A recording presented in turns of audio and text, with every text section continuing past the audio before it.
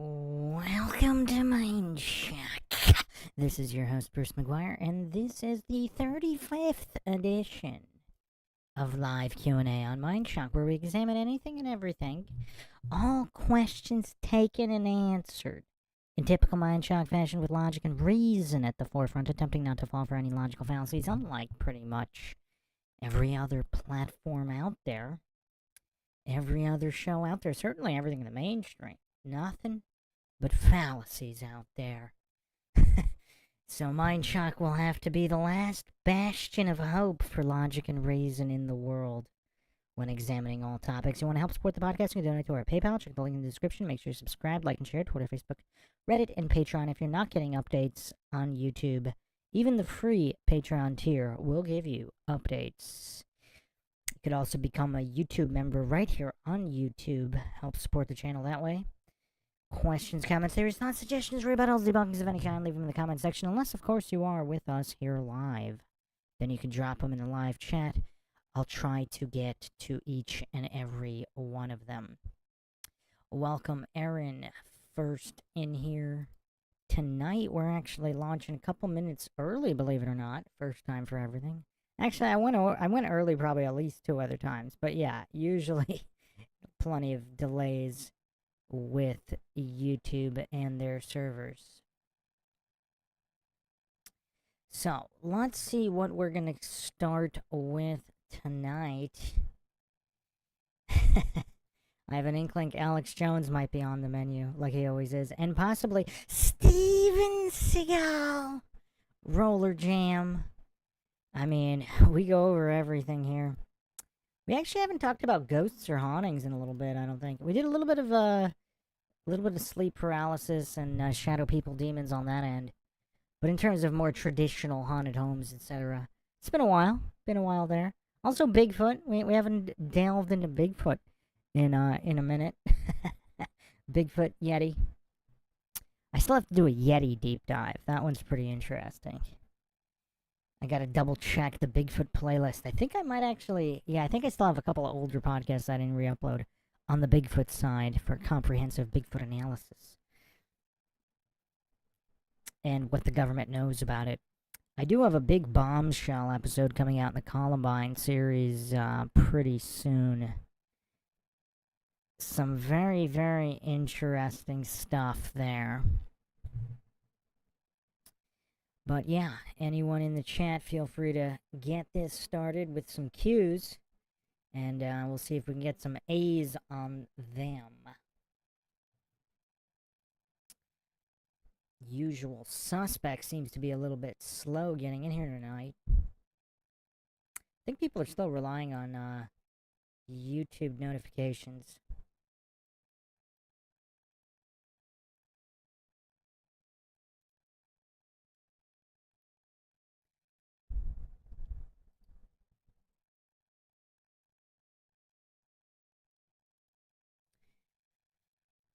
Let me see what we got here on the agenda. We might have to start off with some Alex Jones.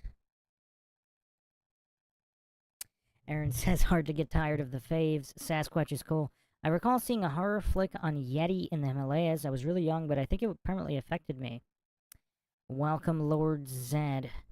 A Yeti flick in the Himalayas from decades past.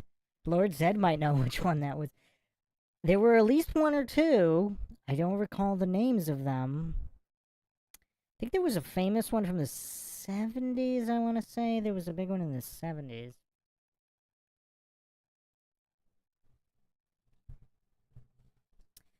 Lord Zed, are we going to start with some Alex Jones tonight? Aaron says, I was born in the 50s. Oh, so okay, you were really young. So if you were a young kid, what would that be, like the early 60s then? Lord Zed says, just watched a crazy Kentucky Derby. I picked a 20-1 dog. Favorite passed him at the end. Wow. Wow. Alright, what do you guys want to start with? You want to start analyzing some Alex Jones meltdowns? Late 50s? Oh, there was one from the late 50s. Let's see. I don't think I saw the one from the 50s. I saw one in the 70s that was pretty creepy.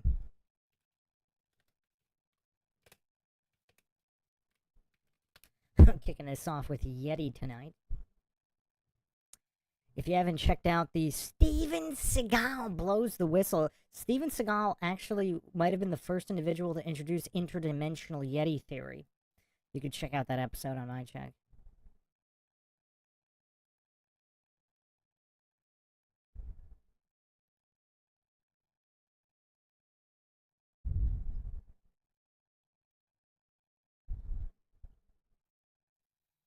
The new Final Destination, is that out? I gotta check that one out. Snow Beast, 1977, was in Colorado. That one sounds familiar. What was the one from 50? 50 something?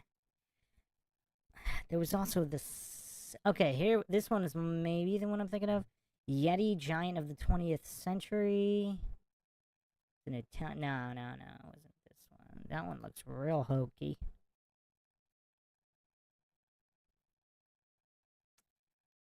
Wasn't there a Jean-Claude Van Damme Yeti movie? Or am I hallucinating? Is that a Mandela? Lord Zed would know. Is there a Jean-Claude Van Damme Yeti movie? And if there is, why have I not seen it? Let's see. Okay, so I'm not sure I'm crazy. Let's see.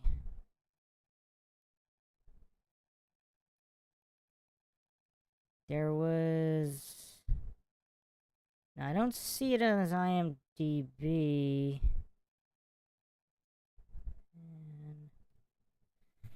Van Damme was the voice of the Splitter in Hitman 3, the video game, which I have played. I don't remember his voice in that. A lot of Mandela's going on. Okay, so... Yeah, this is weird. This is weird. It's not on here, but for some reason... I believe... Let me check this.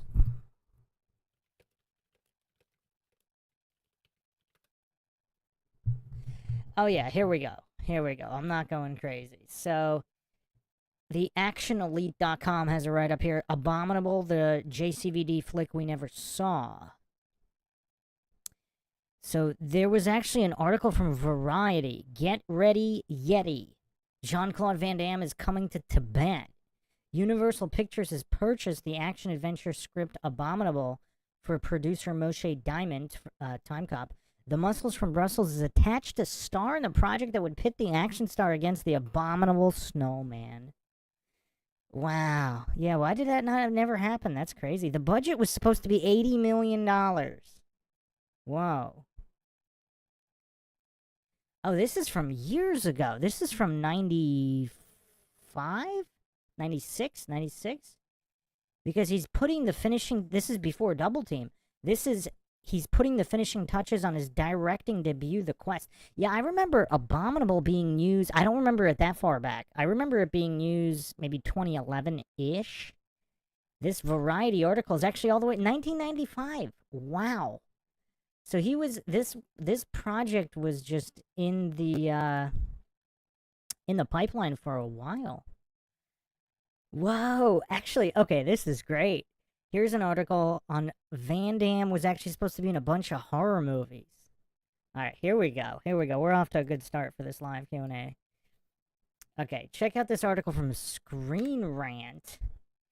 I'm going to go through the whole article here.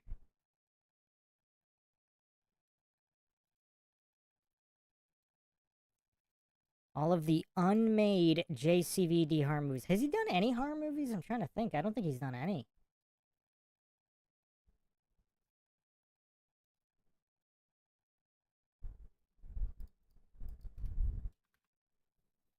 Don't believe he's done any. Let me catch up in the live chat in a second here. But I remember Abominable. That was news for a while. Like, I think... Let me see if... Welcome, Big Pine Sailing, the Fallen Slaves of Saul. Fallen Slaves of Saul says Yetis were the parents of Van Damme.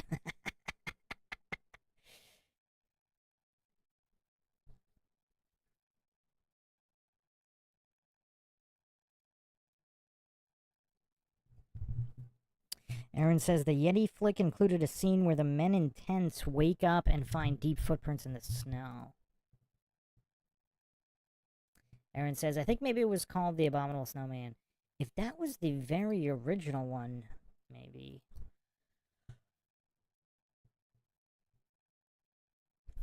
Oh, wow. Yeah, the very original one is the 57 British version. Okay. Yeah, it was probably that one then.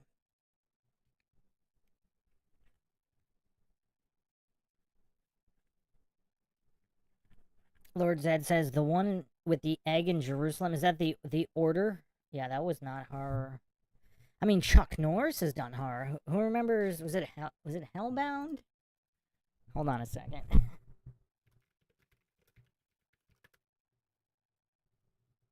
Yeah, it was Hellbound. This one was great.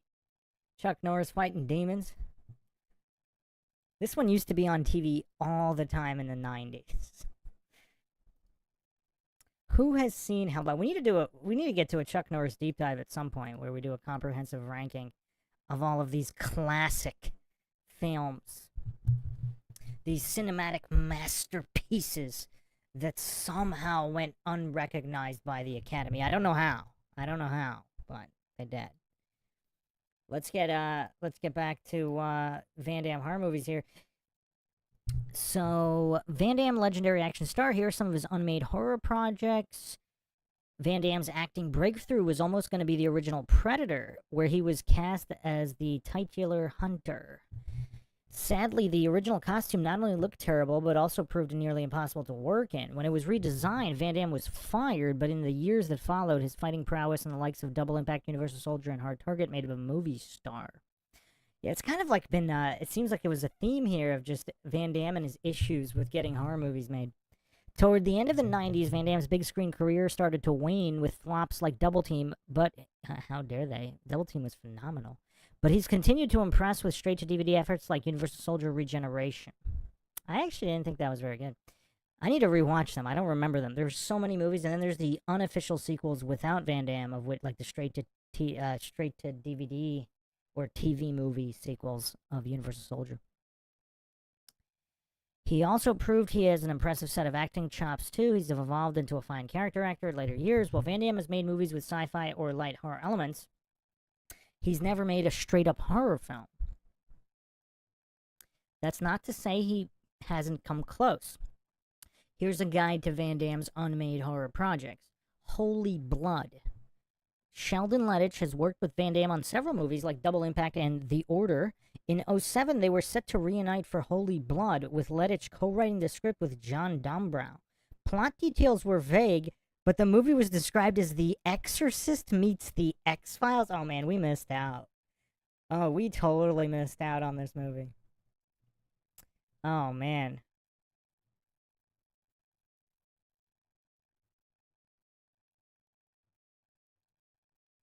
If I play trailers, it's gonna get copyright struck. I mean, I'm still having trouble getting some of the live Q&As back up because of the copyright. So, I mean, yeah, welcome Truth Trollette.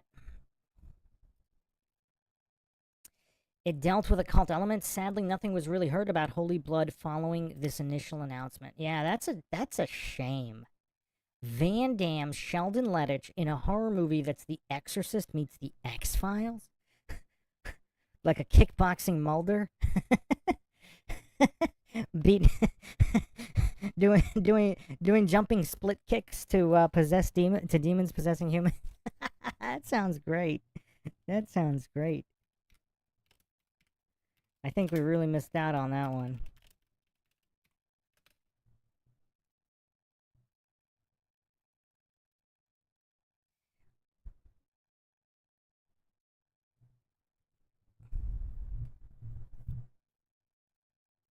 Yeah, I don't know what happened to it. I don't know how some of these did not get made.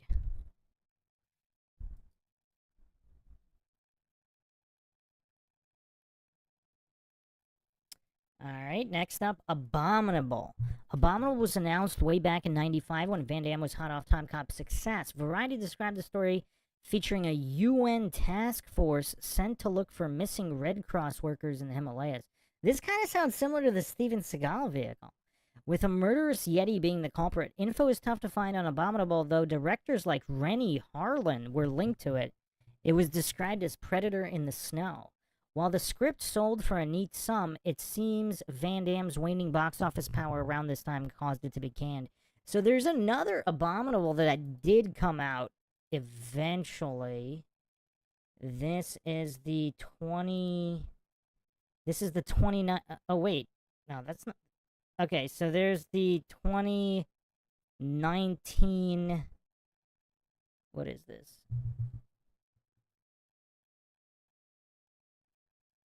DreamWorks animated Abominable. Okay, that's definitely not it. What's the other one?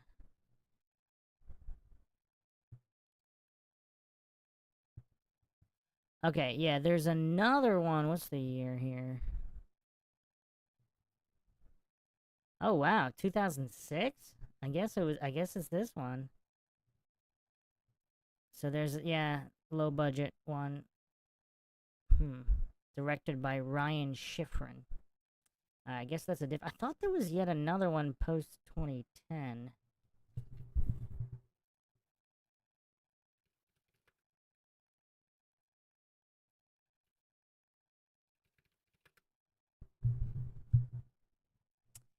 Huh. Actually, yeah, there is another one. There's a 2010 one. Check this one out. A scientific expedition team searching the Himalayan mountains for a rare plant which could change the face of modern medicine find themselves hunted by a territorial Yeti. That was 2020. Oh, this looks bad. This looks real bad.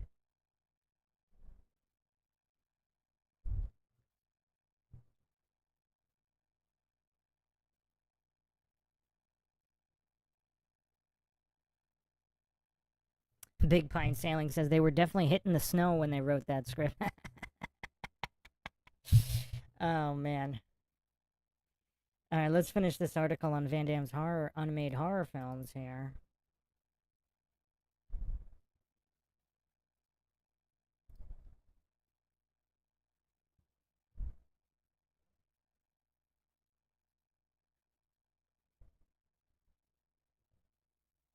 The Breed.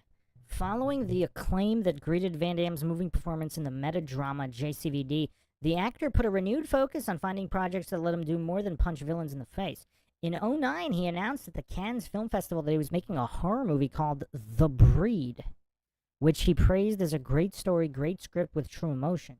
The only plot detail he gave was that it was set in a village where strange things happen, possibly suggesting a folk horror angle.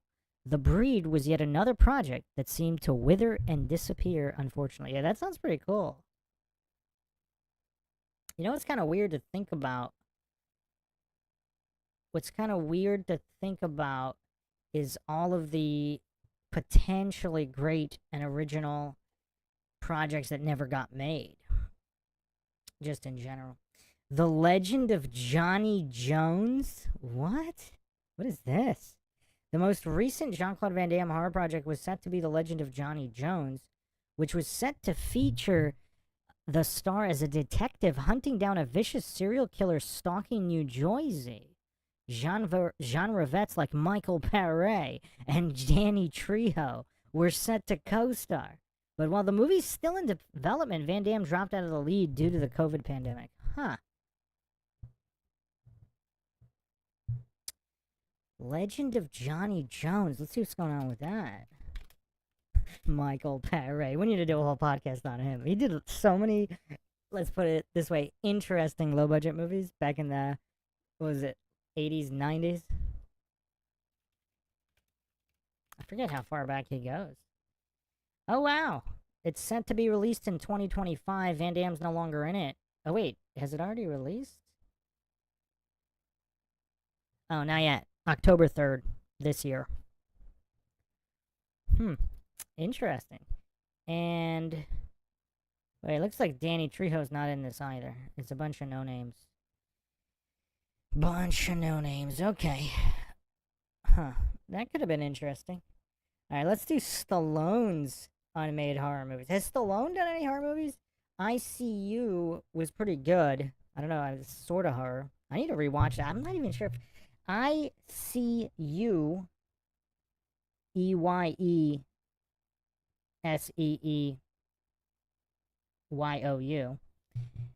AKA, I think it was AKA Detox. I have to watch that one again. I'm not sure if I've seen the director's cut. I barely remember anything about it, but Stallone's acting performance in that was really good. I remember that. I remember thinking it was really weird that that movie wasn't talked about more. Big Pine Sailing. Can't we see these movies made instead of reboots of Snow White and stuff? Yeah, instead of all that Marvel, the superhero crap. Yeah, and that's actually I think I brought this up before, but probably need to do a whole dedicated podcast on this. The reason those 80s and 90s and maybe even early 2000s movies were so good, and the reason why, like, for example, Tom Cruise's Mission Impossible movies are still kind of cool, is that it's real. They're doing it for real, but particularly with the stars of the 80s and 90s. Like, yeah, and this is one of the reasons I think Steven Seagal was so compelling, is because Steven Seagal was a guy with an average build.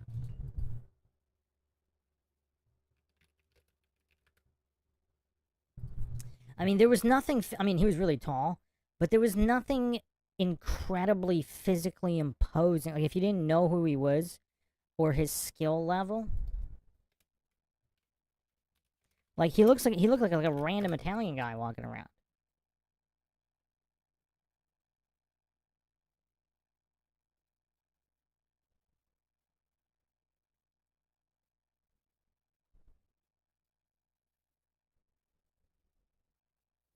Let me get this image on the screen here. So, like, for example, in Above the Law here, I mean, he's in his late 30s ish. I mean, there's nothing physically imposing about this guy. I mean, other than his height. I mean, he's really tall. But I mean, he's not really built. I mean, he's not, obviously he wasn't fat back then. And he's not, he's not really muscular. He's not really that muscular either. I mean, he's very average to slender in build. But his skill level was so off the charts. I mean, so absolutely incredible.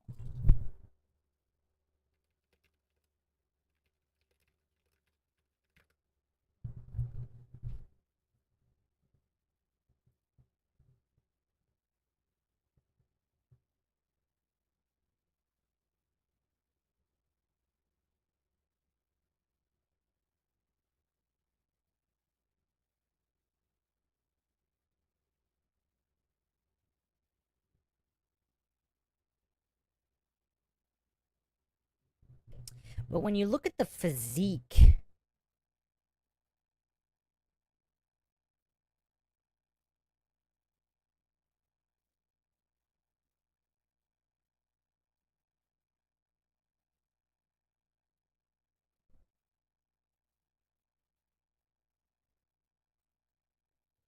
trying to get a good image here.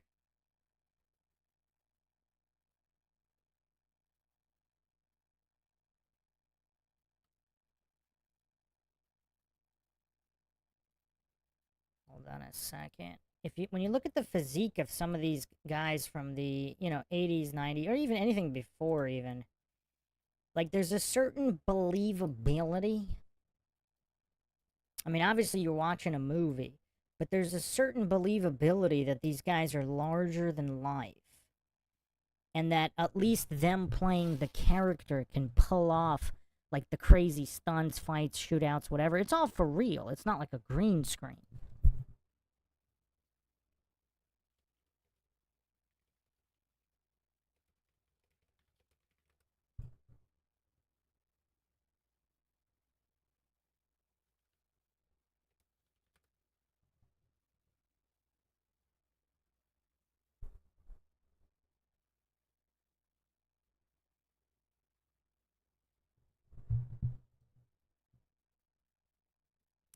And then when you got, let's see here.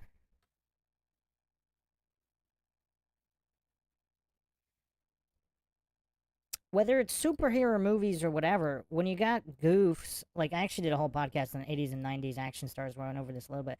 When you got goofs like Ryan Reynolds here, I mean, there's nothing believable about him in any kind of action capacity whatsoever.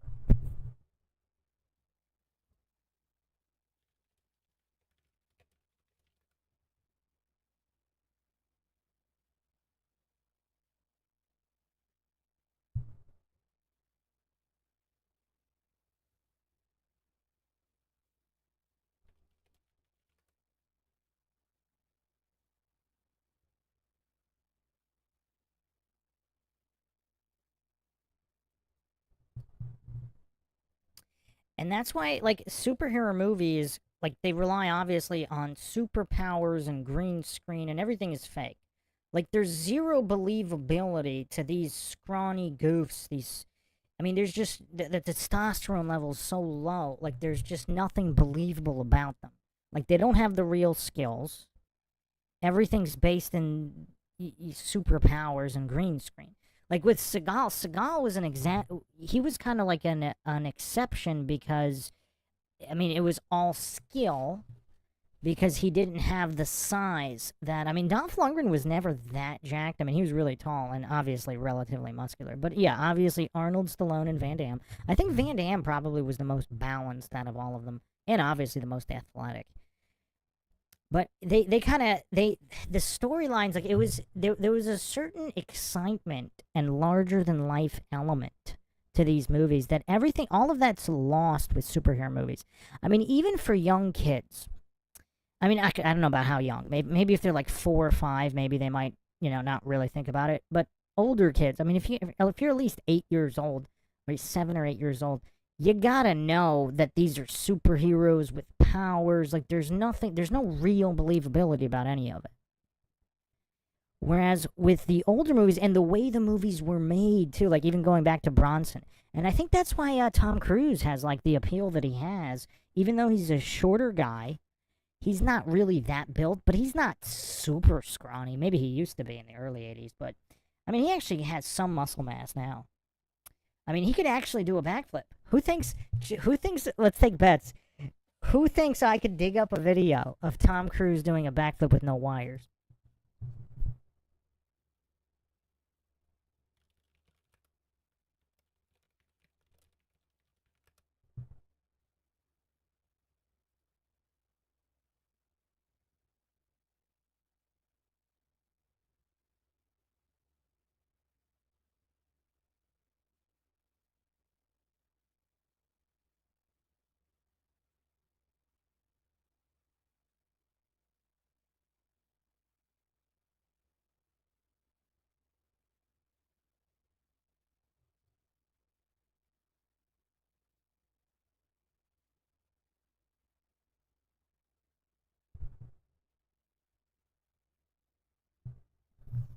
Uh oh. I totally saw this clip before, but I don't think I can't find it now.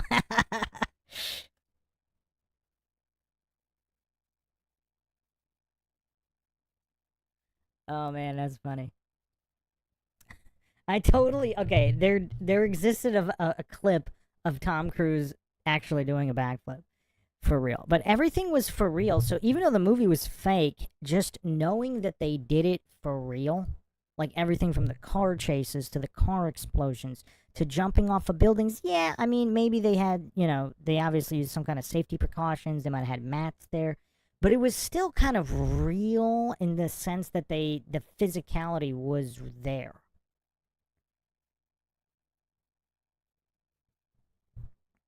And with all of the newer movies, you got these soy goofs with like really low testosterone levels. There's no believability to them as action stars. Like, where are all the new action stars? Tom Cruise is a lot more than mildly impressive, Lord said. Welcome, Justin Johnson. Man, now I'm getting annoyed. Whenever I can't find something, why? What is the purpose of scrubbing Tom Cruise legit doing a backflip from the interwebs?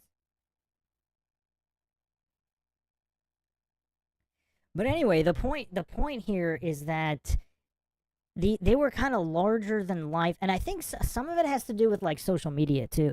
Like when you can actually see these people like tweet or post, there's a certain, it makes it less larger than life. Like there wasn't this connection, there wasn't so much communication in general with celebrities.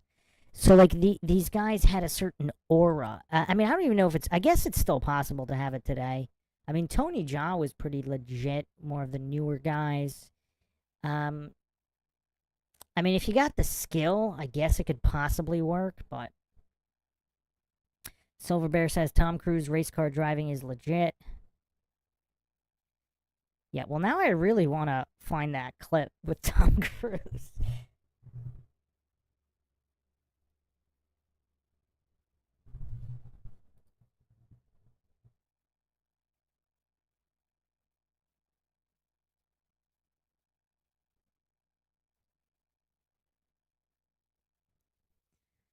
Okay, I found something. This isn't the one, but this is him training.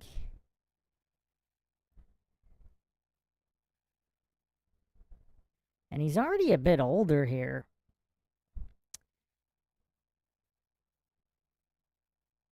So I guess this would have been when he was first learning it.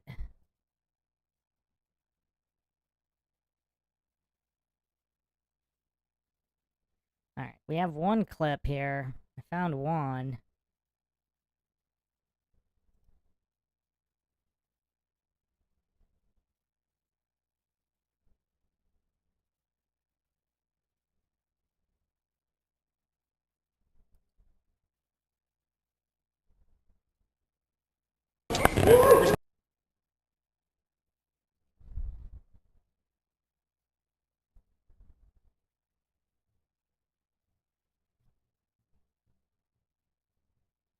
See what he does here.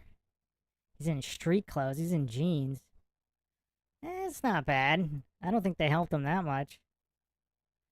Looks like his form's okay. Swinging the arms for the momentum. Oh, he's in shoes? Yeah, that's pretty cool. Shoes are heavy. Let's see if there's another one.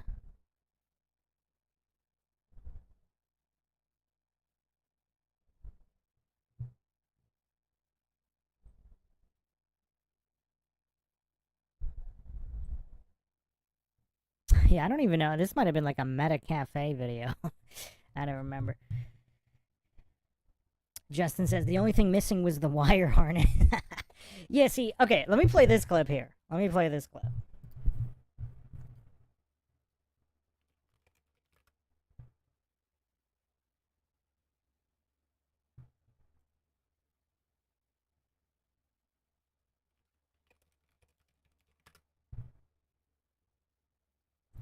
One second. This will really illustrate the point here. I saw this on Twitter. Really highlighting the differences in this new, what should we call it? The new soy era of Hollywood?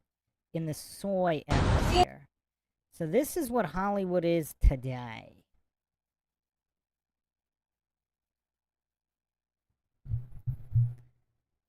I mean, they don't even bother setting up sets anymore.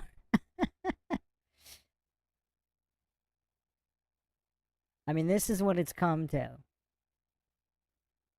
You just stand around and pretend you're on an elevator. They can't even build a prop elevator. They got these multi-million-dollar budgets, and they can't even build a prop. Like, they didn't even put something there. Like, they didn't even put, like, a green screen type prop elevator. I mean, this is what Hollywood has come to. I mean, the industry is practically dead. I mean, there's just really, like... I mean, even watching some of the green screen of those Avenger movies where they got to pretend to talk to somebody who's not there.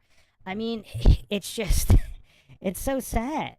Whereas if you look at the 80s and 90s, like, yeah, okay, look, obviously the movie's fake, but they're really throwing that car off a cliff and it's really exploding. And there's just something cool about that. There's just a certain appeal, a larger-than-life appeal there.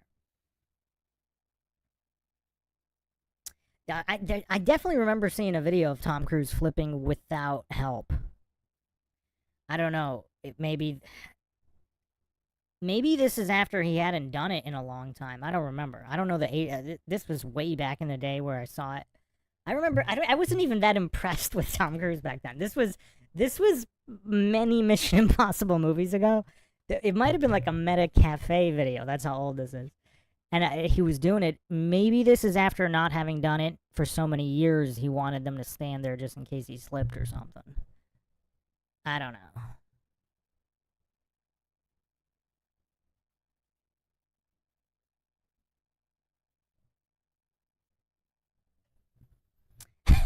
Justin says it looks like the TFE set.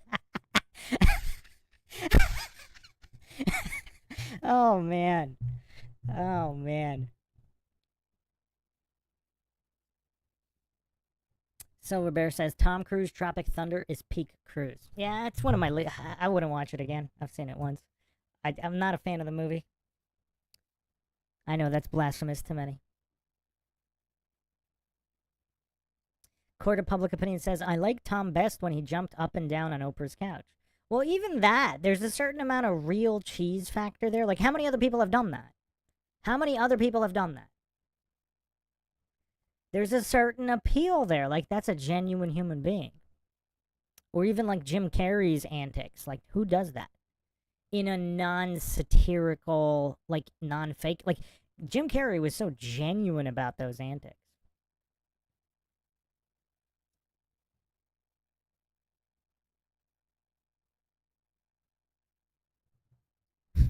Flat Bob says Zed was missing last time. Clark is missing this time.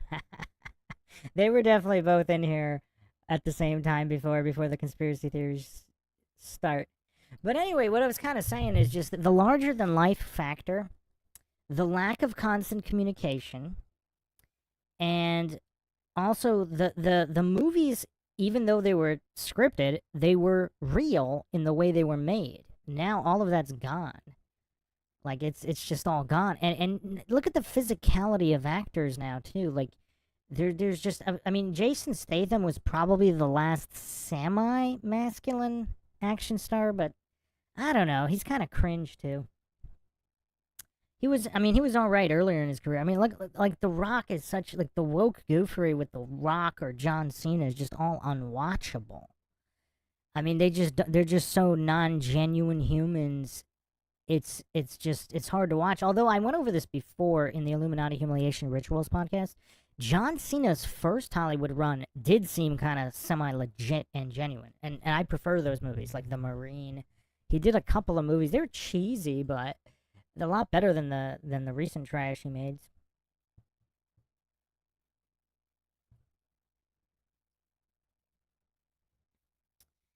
Truth Trollette says CGI has ruined movies for me. I can see the fake blood and red mist. Yeah, I mean when you have millions of dollars, like some of those squibs, like the squibs for bullet wounds and all that stuff, they're not that expensive. It's like a couple $1,000.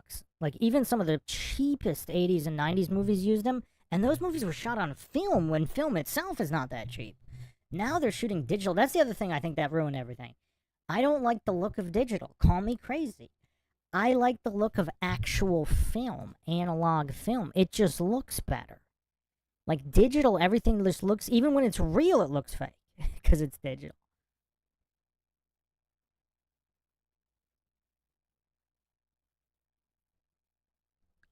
Court of Public Opinion says, I just watched Copland again. So good. Yeah, that's pretty good. That's a solid one. Ah, Ryan Gosling. Okay. So the driver, or Drive, it was Drive. That's probably one of my favorite movies ever. I really like Drive for its vibe and that character, like the way everything with the movie Drive. So Drive, what year was that? 2011. 2011. That was a really good one. We haven't really talked about that on Mindshock, but yeah, Ryan. That's probably the best Ryan Gosling movie. I can't recall seeing. Oh, The Place Beyond the Pines. That's probably the best dramatic Gosling movie. But the best action one is no question Drive. I watched His recent one was the one where he's a stuntman fall guy or something like that. Oh, it's so terrible.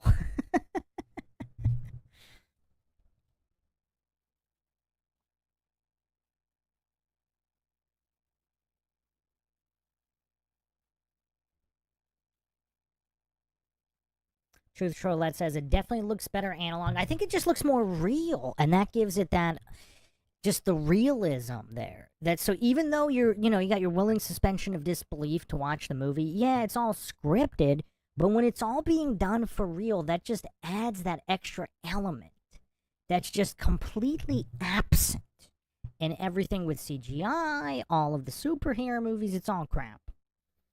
It's all gutter trash.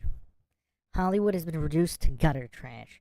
And that's another reason why, like you could say, Top Gun Maverick is one of the one of the best modern Hollywood movies, because they did it all real.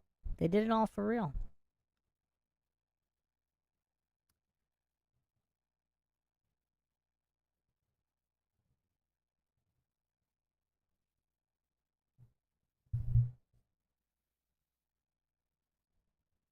Lord Zed says murders by man. Lord Zed really knows a lot of movies. Lord Zed, Murder by Numbers and Stay for Gosling. I'm not sure I've seen either one of those. Have you seen The Place Beyond the Pines? That is my absolute favorite Gosling movie of the one that I've seen on the dramatic side. On the action side, it's definitely Drive.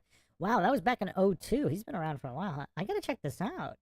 How have I not seen Murder by Numbers? This totally looks like the type of movie that I would watch. Oh man, I might watch that. I'm gonna watch that tomorrow. Hold on, let me get that bookmarked. Good call, Lord Zan. Good call.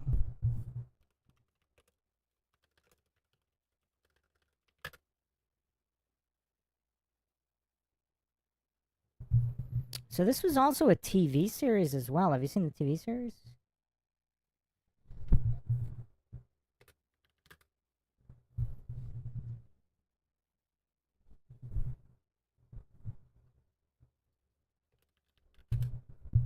I'm not the biggest Bullock fan either, but obviously she's better than, you know, pretty much anything nowadays.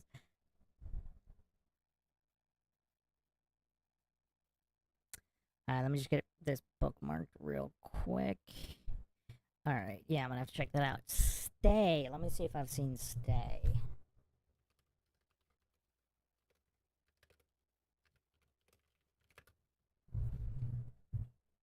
2005. This looks familiar.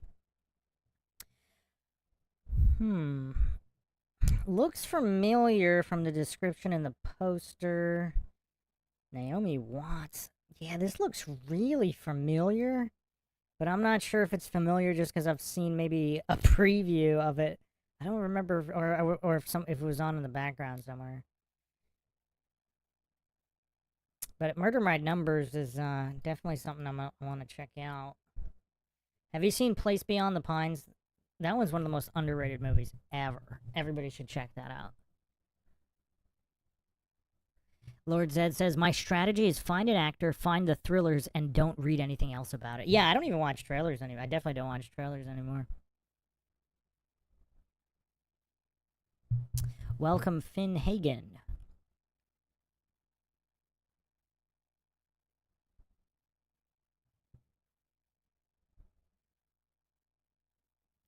Lord Zed says, I have a few actors watched all their thrillers or ones that look gnarly. Yeah, so just the final point here about all these guys.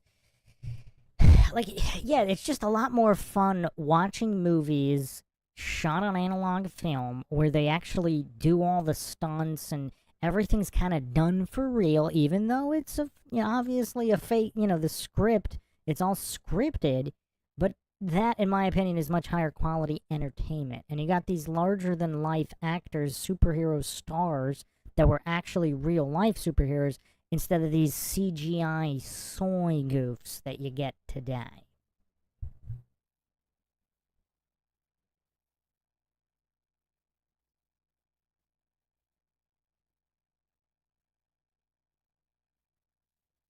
Oh, Big Pine Sailing on the opposite end of the spectrum. I've never cared about spoilers. I actually prefer knowing the whole plot before I watch a movie. Yeah, I like getting lost in the movie. I like knowing nothing about it, and then if it's good, you get lost in it. If it sucks, then it's just unwatchable. But let me finish this article on Stallone's unmade horror movies. So, okay. Yeah, he hasn't really made a complete horror movie. So obviously, 86 Cobra. I mean, that's kind of like a thriller, but also action. And then the closest is ICU, aka Detox. That one's pretty good, actually. Also, I don't know if I'd call that straight horror, but so Hunter or Rambo 5: The Savage Hunt. So Hunter was based on the novel, which sees the world's greatest tracker being tasked by the military to hunt down a strange, bloodthirsty creature in the Arctic Circle. Hunter leads a team of hardened mercenaries against the monster, who is quickly revealed to be near unkillable and was seemingly created in a lab. So kind of like Arctic Predator. Stallone has been trying, well, not exactly, he's not an alien, but Stallone has been trying to get Hunter made for 20 years and had creative input while the novel was being written. He famously tried to adapt it as Rambo 5: The Savage Hunt back in '09, swapping out Hunter for Rambo, but he quickly changed his mind. The book has the makings of a fun creature feature, but while Stallone is still developing the project, it is yet to be moved before cameras. Fatalis. Sylvester Stallone must have a thing for monster movies, as one of his other notable abandoned horror projects was Fatalis, a gory novel about saber-toothed cats attacking L.A. That sounds cool. It was announced in '98 that Stallone would lead the movie adaptation of Jeff Roven's novel, where he would play anthropologist hero Jim Grant. Universal was set to produce the project, but very little was heard about it following the initial announcement, with no director or co-stars being linked to it. Isobar. Is it Isobar or Isobar? Is considered one of the great unmade sci-fi films and can be summed up as Snowpiercer meets Alien. In fact, it started life as a reunion between director Ridley Scott and artist H.R. Geiger called The Train before both got off the project. Isobar was set in a post-apocalyptic future where trains are the only way to travel long distances. On the maiden voyage of one such train traveling from LA to London, a tentacled plant monster breaks out and starts killing passengers, and it's up to Stallone's hero and a cast that would have featured Kim Basinger and Jim Belushi. Wow, that's an interesting combo. Stallone, Basinger, and Jim Belushi. Oh man, that's a shame that didn't get made. What a shame.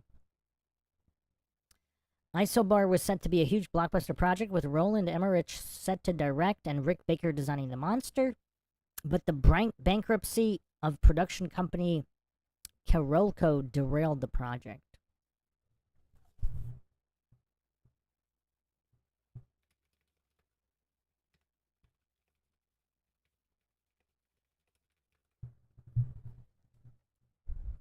I mean, Arnold's probably come the closest to making horror movies. Even, I don't know if he's got like a true edgy horror movie. I mean, End of Days, End of Days pretty much was probably his only one. And then the rest of them are more sci-fi tilted.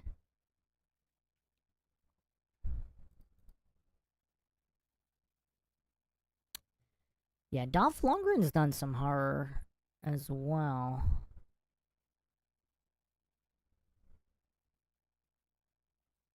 End of Days was actually pretty good. I gotta watch that again. I've only seen that maybe twice. Once when it came out, and then once maybe, I don't know, 10 years ago.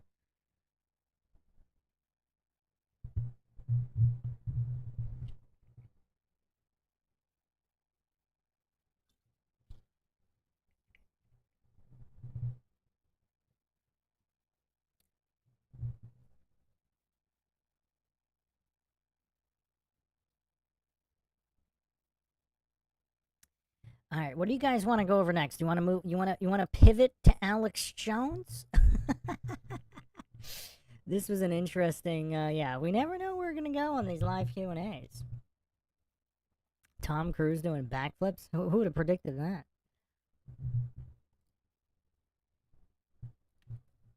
Yeah, we gotta fill our Alex Jones quota. The greatest thespian of all time.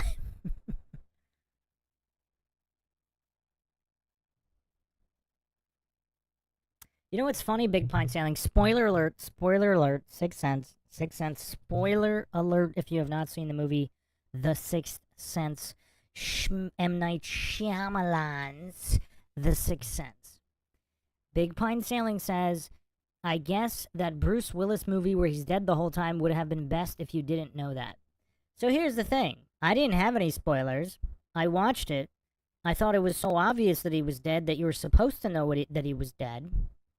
So at the end of the movie, I was just like, what? And then I looked it up, and they're like, oh, that's the greatest plot twist of all time. And I'm like, what do you mean plot twist? It's so obvious that he's dead the whole time. So that was a weird one for me. And then, believe it or not, like, I actually talked to a few people who said the same thing. They knew he was dead the whole time, and I thought it was kind of weird that was, like, supposedly some big twist. But, okay, anyway. No spoilers. Has anybody seen M. Night Shyamalan's recent movies? Did he do Old? I've had that on my list forever, and I still have not watched that. That was 2021. Yeah, that's Shyamalan. I still haven't watched that. I've been meaning to. No spoilers, but if anybody's seen it, good, bad, that's as far as you can take it. Lord Zed says, he did Old, not good. It at least looked kind of interesting as opposed to, like, you know, the regular gutter trash being put out. It at least looked kind of original. Alright, so let's move on to the greatest thespian of all times. Alex Jones.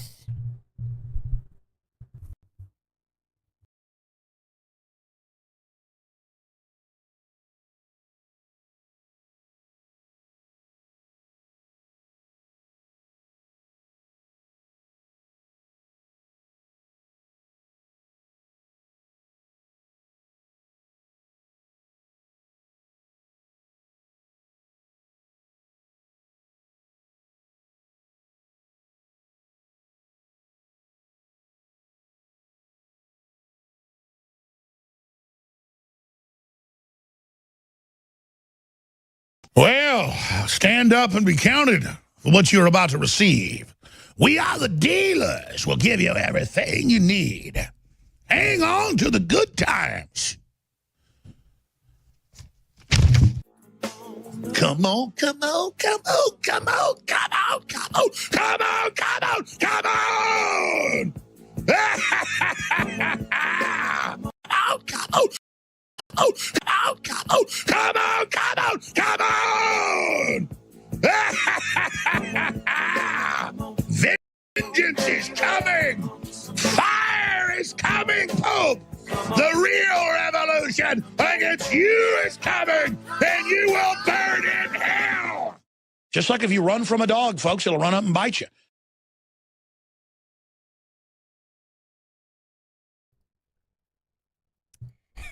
I mean, who else thinks Alex Jones missed out on a lot of careers? I mean, pro wrestling for sure, but also heavy metal singer, definitely, but also preacher. I mean, who thinks Jones could be this just this Bible Belt preacher? I mean, who could do it better? Who could do it better?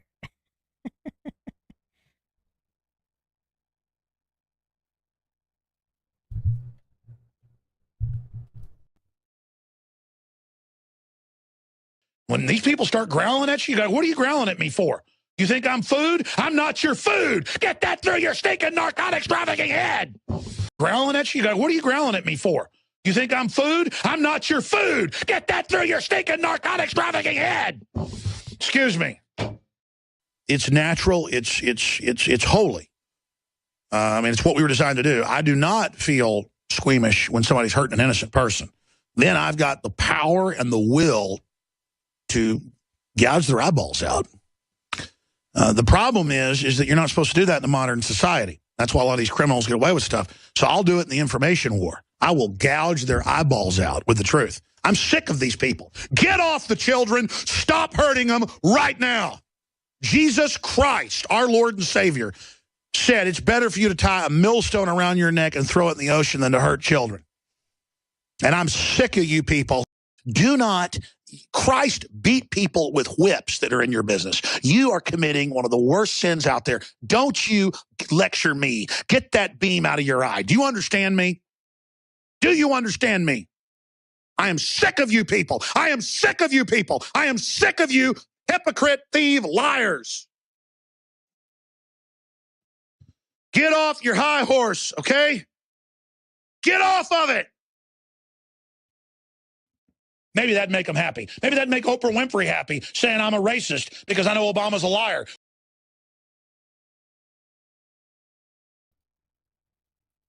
Whoa, I don't know if I've seen this one. He got an interview with Morpheus. I mean, truly breaking the matrix here.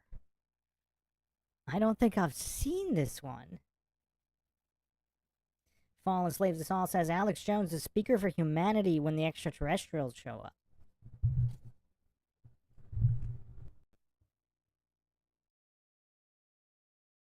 What do I do, E.T. Williams, to prove I'm not racist? Do I throw myself into a wood chipper? And the meeting goes, Jones claims they pee on each other at Skull and Bones. What a liar. We all know that's Trump and Russia. No, they crap on each other. All right? And then worship Lucifer and are born again undead and eat crap. That's who runs things. A bunch of Ivy League people that eat turds. You think I care what they say about me? I'm in a war. Grow up, people. I mean, me personally, see, I'm not like these globalists that are into little kids and stuff. That's what I like. Big, full on, the whole 9 yards, Marilyn Monroe type woman. I'm married happily. The point is, and I tell you, I make the joke, my wife's not, if she was a car, she wouldn't be street legal. People say, what does that mean? It means she's got so much horsepower. And now I'm seeing Democratic sites rub their hands together, go, I plan to bring down America, cloud. And I tell you, I make, and now I'm seeing Democratic sites rub their hands together, go, and now I'm seeing Democratic sites rub their hands together, go, and now I'm seeing Democratic sites rub their hands together, go, I plan to bring down America, cloud and Piven is working well. Oh, I'll get you and your little dog too. I mean, it is sick. And it's all fake. It's all fake. It's all fake. Just like Snoop Dogg behind the scenes sounds like Urkel. Yes, I got a major business deal going. Just like Snoop Dogg behind the scenes sounds like Urkel.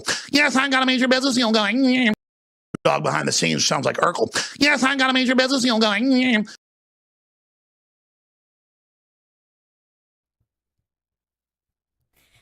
know what else Jones would be great at? Buddy cop movies. Like, can you imagine if he's just let out? He's just this like weird, short, fat cop, and he's just cracking jokes like this. And then, of course, his physicality is pretty impressive. I mean, we've all seen the clip where he runs across the street in a half a second. I mean, imagine a whole feature film with these kinds of antics and dialogue. I mean, who could do it better?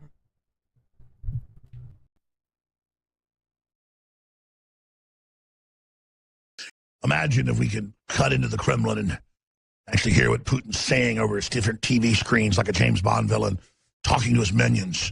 My evil extends across all time, all galaxies, all dimensions. Look into me one last time. This is Putin. Trump, do as I say.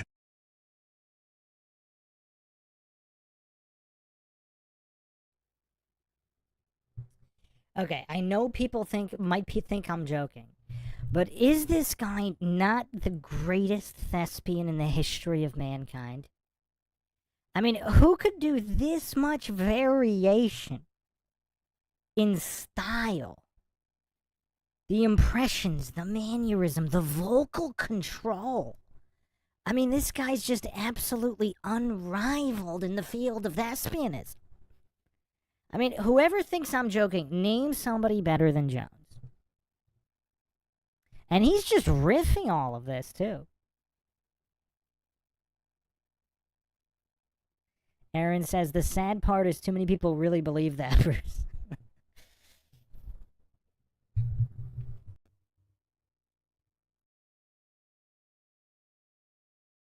Nice of Haraj, do as I say. Alex Jones, do as I say. Italian voters, do as I say.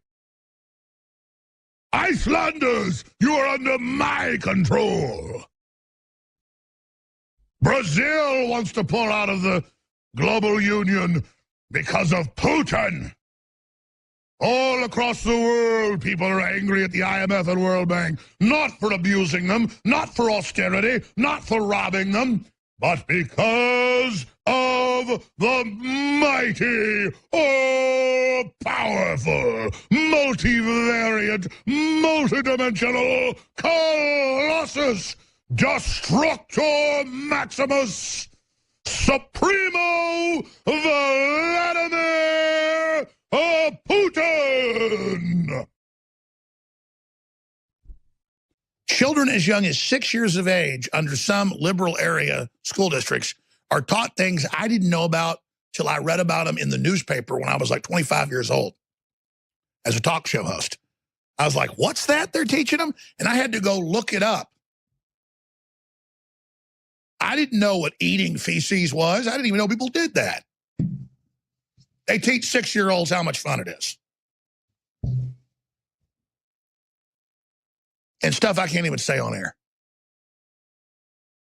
We just have to collectively reach out with our pinky and just shove the New World Order, and we could rip their arms out like Beowulf pulling Grendel's arm out of its socket. You could just blow at the New World Order. If we all started doing it, they would fall over. They would burn into flame. Why do you think they hate us and try to dumb us down and poison us? Because the minute we start moving like a glacier, it will crush them. Do you understand that? These people need to be annihilated. And you need to understand something, ladies and gentlemen. I don't say that because I don't think about how I want to annihilate them. I'm like a mother who can pick a car up off their baby because it's screaming and begging for help. That's been documented over and over again. It's that same instinct, and that's what you need to go for. What you hear in my discuss with these people is the primal survival instinct to get them off of us. To get them off of us. That's what you're hearing. I'm going to skip this network break and just take some final calls here. I need to settle down. A guy in a devil outfit with a crown on and a sword, and guys walling around in 2 feet of excrement, pissing on each other. See, I got all this news, and I can't even read it. It's just like, what is the point? What, add more to just all the hellish stuff that's going on and how much trouble we're in? And the sadness that we have to go through this and put up with this? I mean, this is ridiculous. And that's where the pain gives way to anger, because the anger is basically a defense mechanism.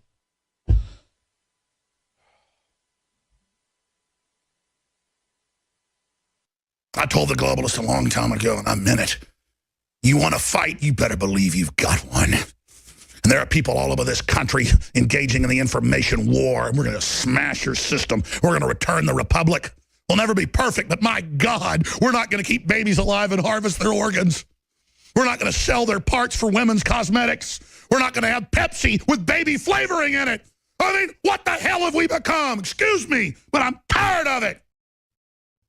Every instinct in me is just, rah, just let me into a room with 100 of these people. I'm telling you. I'm telling you. And I just don't know where the spirit and the will is to crush the enemy out there.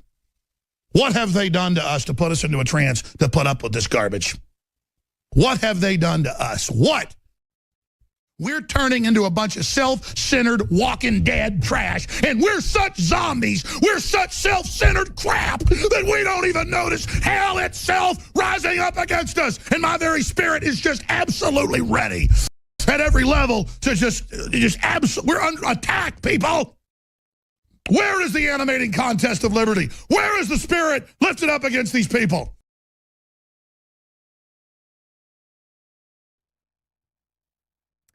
You know who's a great comedian and great thespian? Chris Farley.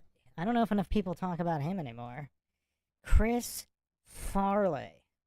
I mean, some of those animated mannerisms kind of reminded me of Farley.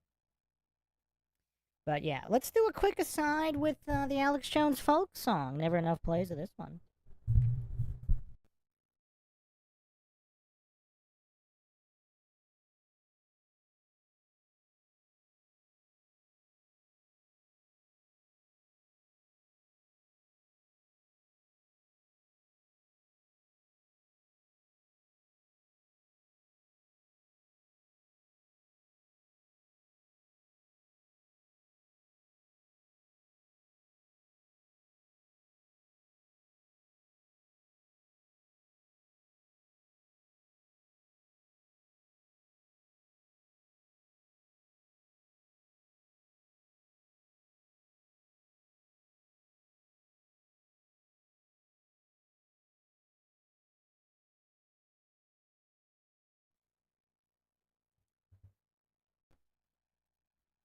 Oh wow, this is funny. YouTube is actually not letting me play that song.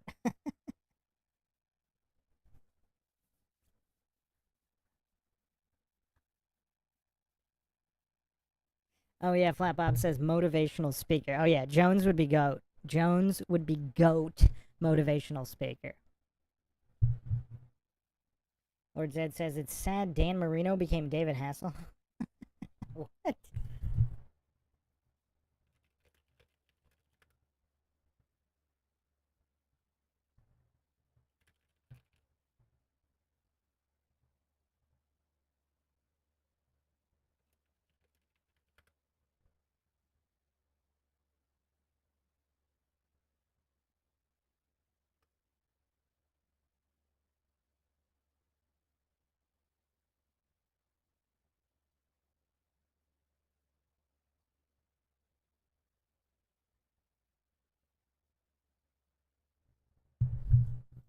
All right, so yeah, this little segment here is what they used it for the Alex Jones folk song.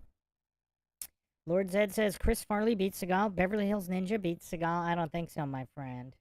But I would love. Man, we really missed out. Can you imagine a buddy cop movie with Seagal and Chris Farley with Alex Jones guest star? Oh man, so much entertainment we missed out on. What a shame. What an absolute shame.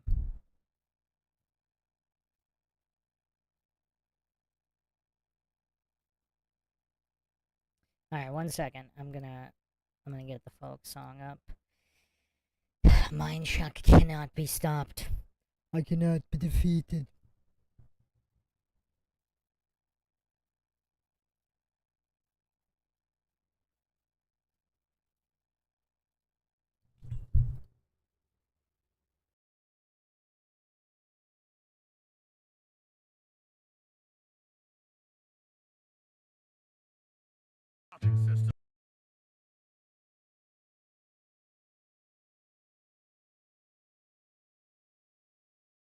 The company store, the paradigm of absolute control.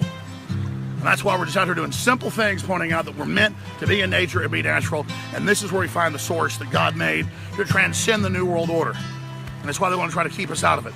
I'm angry. I've had enough of these people. They're a bunch of Christian murderers, scum. They're one giant death factories, keeping babies alive and selling their body parts. What more do you need to know about these people? I go out and face these scum. They literally crawl out from under rocks. They have green looking skin and they run around screaming, we love Satan, we wanna eat babies. I have them on video. Hillary's in the creepy weird sick stuff, man. She sleeps in the same room with that creepy weirdo woman whose mother wears a hood over her head. What the hell? That woman number one is ugly. Imagine how bad she smells, man. I'm told her and Obama just stink. Obama and Hillary both smell like sulfur.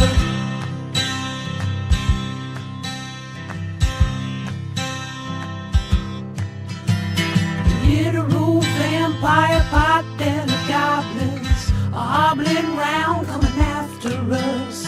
My spirit gets close to that evil and I feel it go.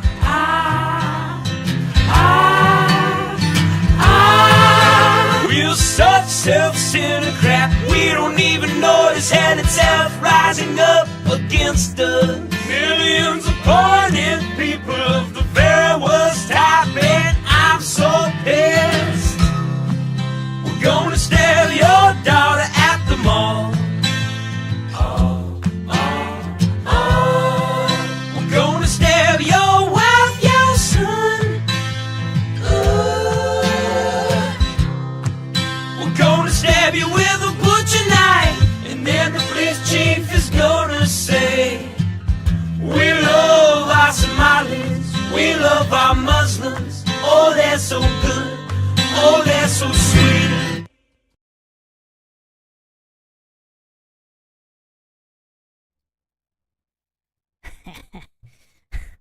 I mean, just absolutely incredible stuff here. Absolutely incredible.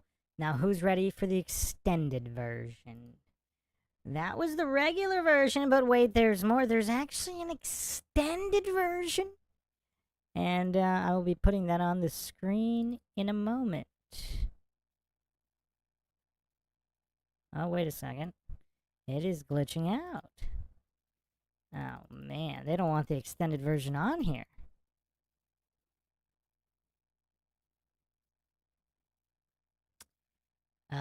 Hold on.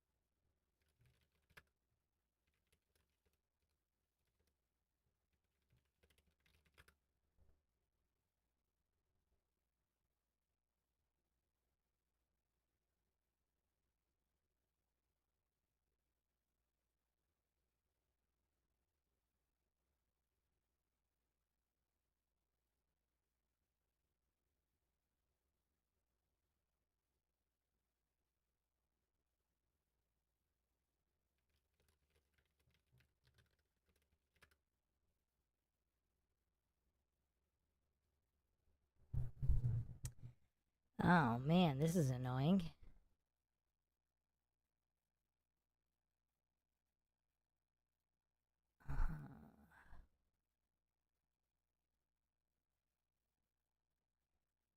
Okay. I'm gonna have to put up... Okay, I'm gonna have to do it this way. I have it in the Alex Jones 4-hour Megamix. I'll just put that up there and find it.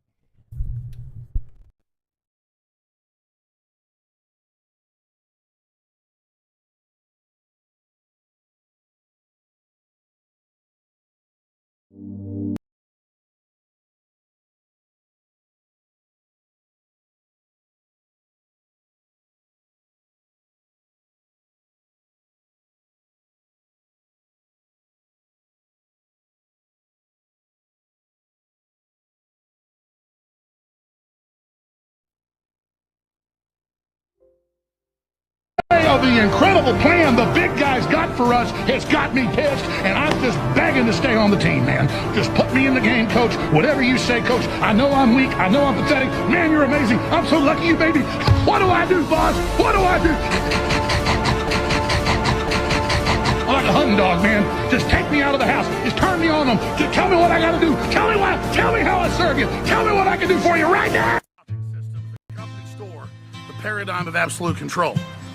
And that's why we're just out here doing simple things, pointing out that we're meant to be in nature and be natural. And this is where we find the source that God made to transcend the New World Order. And that's why they want to try to keep us out of it. I'm angry. I've had enough of these people. They're a bunch of Christian murderers, scum. They're on giant death factories, keeping babies alive and selling their body parts. What more do you need to know about these people? I go out and face these scum. They literally crawl out from under us. They have green looking skin, and they run around screaming, we love Satan, we wanna eat babies. I have them on video. I love Satan, so f*** you. I kill my kids. Hillary's in the creepy, weird, sick stuff, man. We came, we saw, he died. She sleeps in the same room with that creepy, weird woman whose mother wears a hood over her head. What the hell? That woman number one is ugly. Imagine how bad she smells, man. I'm told her and Obama just stink. Obama and Hillary both smell like sulfur. There's a guy on the radio who apparently Trump's on his show frequently. He said me and Hillary are demons. Said we smell like sulfur. Ain't that something?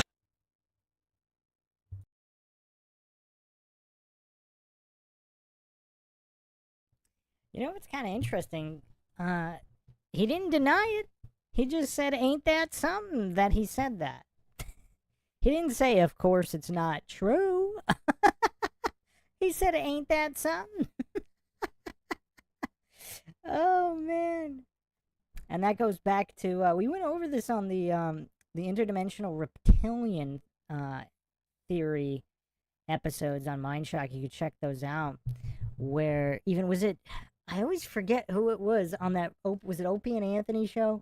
Where he asked him directly if he's some kind of like reptilian, alien shapeshifter. And the guy wouldn't answer. Someone in the chat always remembers who it is. I always forget who it was.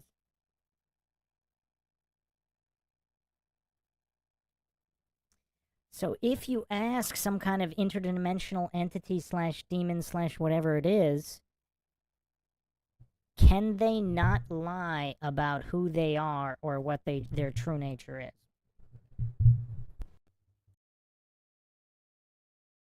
I had never seen or smelled any woman like that, ever. People are telling me she smells. Who could not notice someone who smelled that bad? In a room, vampire pot and goblins are hobbling round coming after us. My spirit gets close to that evil and I feel it go.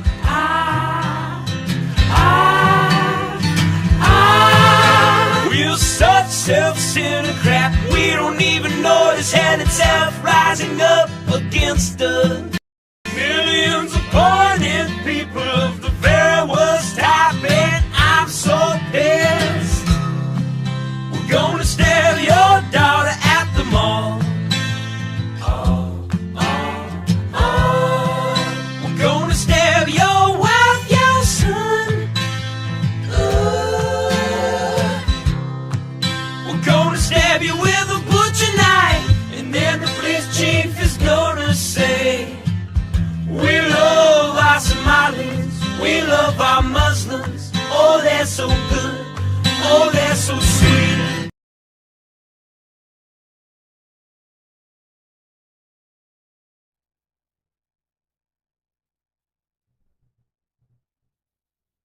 Alex Jones, ladies and gentlemen, one of a kind. Say what you will, but is there anybody like this individual?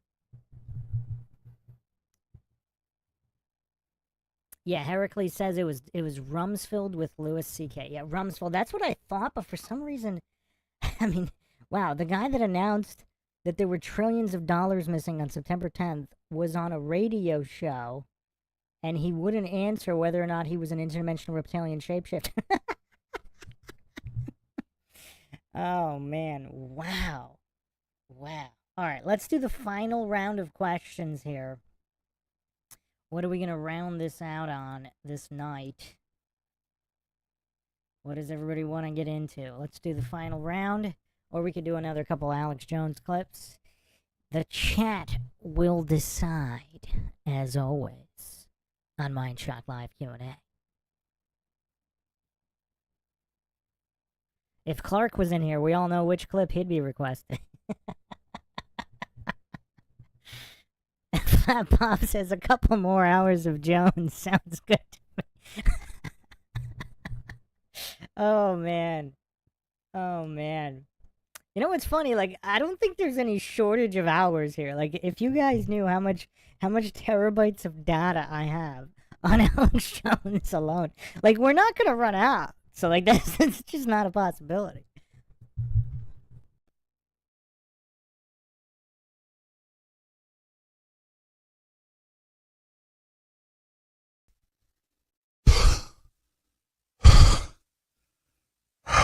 All right, I'm sorry. I focus in on the evil. It really freaks me out, and I don't get like that a lot, but I know the enemy spirit. And I start talking about it, and it just gets to me because my spirit gets close to that evil, and I feel it, and my whole spirit just goes, ah, ah, ah. They call that crazy. That's not crazy. That's my will, my human spirit saying, crush those that would hurt the innocent. Go after the enemy. Build a civilization. Be honorable. Crush the snakes under your feet. Get behind me, Satan. And everybody knows what a pack of liars these people are, but they're so used to creeping around and being in control and knowing that America's chained up in their basement. You know, so they're sitting up there watching TV, big old slobs. We're chained up down there. And there's famous cases of this. They're getting our Social Security checks, basically. They're sitting there like big slobs, eating Twinkies, watching television. You know, they got like little CIA pocket protectors, feeling powerful. And then sometimes they walk down. We're chained up downstairs. They walk by, make us beg for maybe a piece of bread. So they can feel. They walk down the dungeon. They kind of strut around. I'm feeling really powerful right now, America. Let me just kick you in the face a little bit.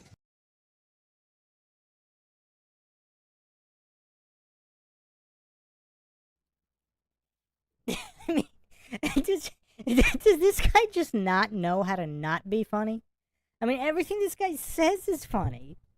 I mean, also stand-up comedian. We forgot to say that. Stand-up comedian. I mean, this guy just. There's so many careers this guy could have had. Just the thespianistic prowess is just absolutely unrivaled.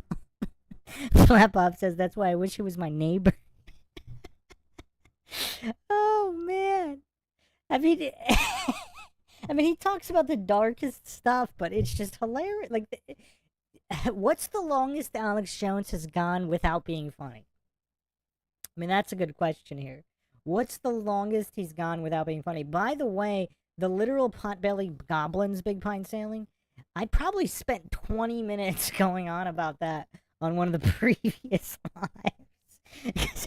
I think I said those words in that order have probably never been uttered by anyone other than Alex Jones in the history of mankind. Literal pot-belly goblin. Where does he come up with this stuff? Truth Joel says, even when he's serious, he's funny. I mean, I don't know if this guy's a clone or what, but he was engineered with entertainment in mind. I mean, this might be the most entertaining thespian I've ever seen.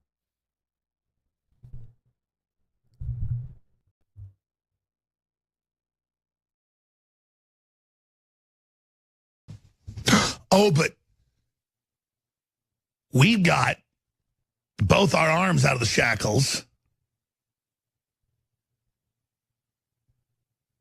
And then we got our legs out. And when you open the trap door to come down and rape us, globalist, metaphysically, even though we've been emaciated and been in the dark so long we could hardly see, we punched you, knocked you to the ground, bit a chunk out of you.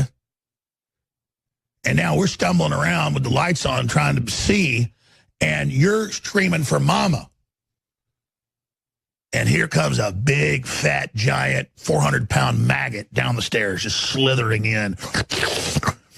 Pus dripping out of it, smell of rotting dead in. Slithering in. Slithering in.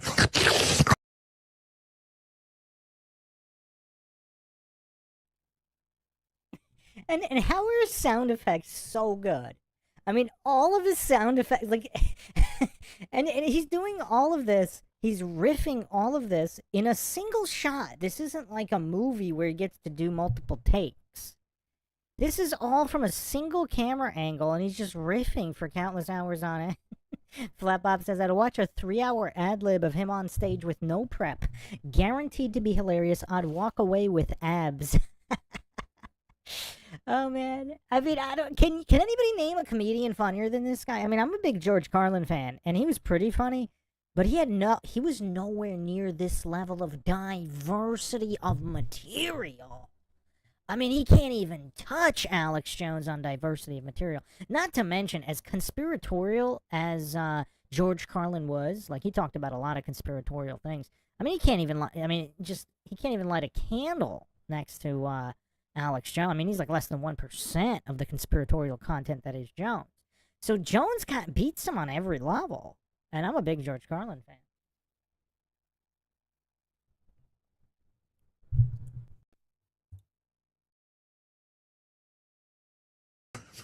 Pus dripping out of it, smell of rotting dead children in its belly. There's the big giant pus worm. Come to save its baby. Baby's bleeding. Baby broke its leg when baby fell down in the dark. And so we're getting our bearings. The light's coming back in our eyes. We weigh about 85 pounds, but you know what? We're fighting for our life. And here comes that big worm. And what are we going to do to that big, giant, stinking worm that smells like dead flesh? It's squealing like a big rat. What are we going to do to that worm?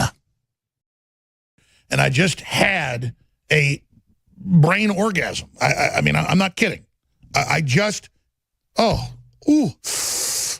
Excuse me. Oh, my brain orgasm.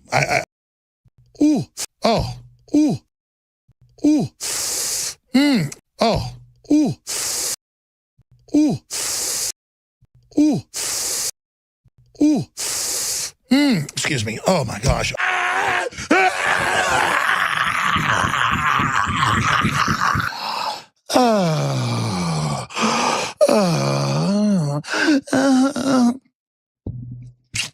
No, nothing for you. I'm liberal. Nothing. Liberal. Liberal.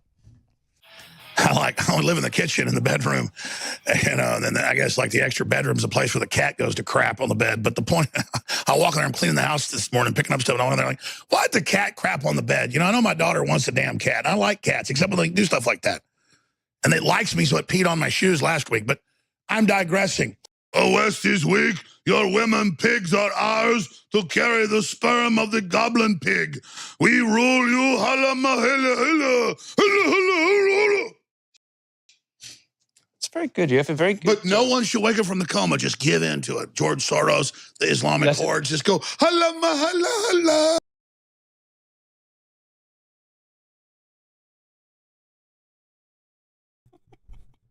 Once again, I ask, is there anybody funnier than this man right here?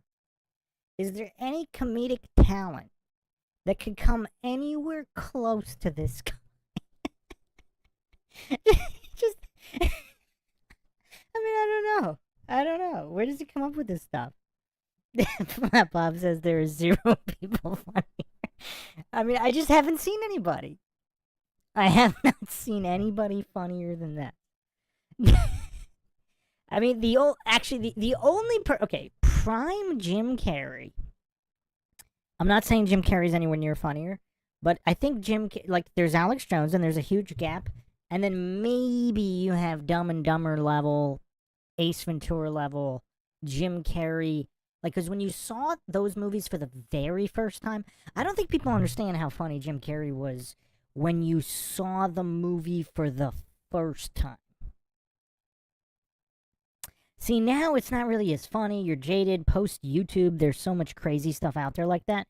But back then, on the night of the movie's premiere, there's no YouTube. There's no other comedians that are doing that kind of crazy stuff. I mean, Jim Carrey was pretty up there. Lord Zed says the Carrot Top disrespect is out of this world. Heracles says, I remember and I still appreciate it. It's kind of hard to appreciate it in the post-YouTube era because all these kids have seen, just random goofs on YouTube acting weird and doing weird stuff. But back in the day, back in the 90s, there was a certain amount of class and decorum that was present in society. I mean, it's far gone now. And that's another thing, too. Like, you can walk out into the random city street and you got tweakers and all these people acting weird and crazy. It's not really as funny. But back in the day, at the time of the release of both Dumb and Dumber and Ace Ventura: Pet Detective, there really was nothing comparable to Jim Carrey.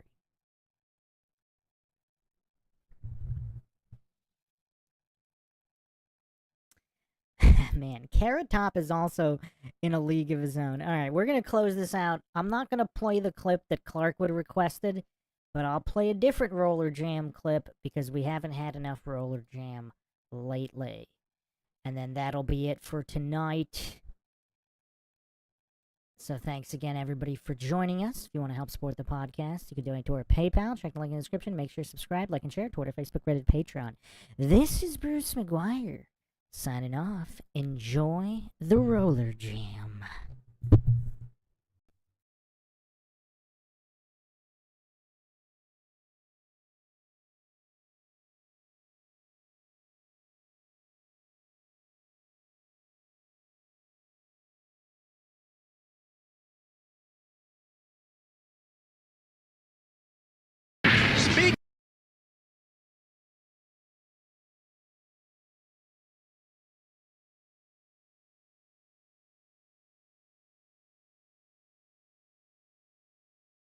Speaking of mental illness, Kenneth Logue's luxury skybox. She was having a good time talking about it, but Amanda didn't think too much of it, did she? Matthews off her back, and Blitch sets up, and Blitch takes Matthews down, and I mean hard. That happened on the other end of the track, and we can hear it, and now Timber. Oh, look out. If they're all like this, you'll never get there. No, you can't take that kind of abuse through a whole season, and then what follows it up to with the Timber, like you said, Roy, there you go. Full weight right down on her back. Conomac and Matthews are tooth and nail. Oh, Jamie Blowing in the air there. So did Shea Brown. He's out of there? No, because Shea Brown railed her. To give edge, Conomac. Although you wouldn't know it by that, would you? No, you're right. Obviously can block as well as Jan, but now she's going to get dumped by Conomac. That's all they gave her. Too white. But here's a big play by the Quakes. Stacy Blitch and Conomac just dragging her by the head just about. I've been talking to a lot of cool people online, a lot of females, you know, guys a little bit, but actually, I've been talking to a guy in prison. Game with you that was in prison. Has he even practiced with your team?